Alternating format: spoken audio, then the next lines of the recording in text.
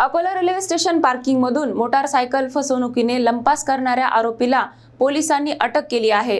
बनावट आधार व कागदपत्रांच्या आधारे गाडी नेल्याचा प्रकार उघड झाला असून तांत्रिक तपासातून पोलिसांना यश मिळाले।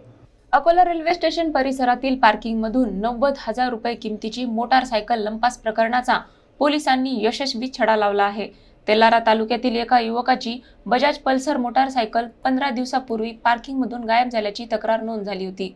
सुरुवातीला साधी चोरी वाटणाऱ्या या प्रकरणात सीसीटीव्ही तपासादरम्यान धक्कादायक फसवणूक समोर आली। आरोपीने बनावट आधार कार्ड व आरसी बुक तयार करून स्वतःला वाहन मालकाचा भाऊ असल्याचे सांगत पार्किंग ठेकेदाराची दिशाभूल केली। पार्किंग स्लिप हरवली असा बहाणा करत त्याने मोटारसायकल ताब्यात घेतली होती। पोलिसांनी prevention app, mobile location, transaction ID व तांत्रिक विश्लेषणाच्या आधारे संकेत राठोड राहणार वाकत, तालुका महागाव, जिल्हा यवतमाळ याला नागपूर येथून अटक केली। आरोपीकडून मोटारसायकल जप्त करण्यात आली असून त्याच्यावर इतर जिल्ह्यातही गुन्हे नोंद असल्याचे समोर आले आहे। पुढील तपास सुरू आहे।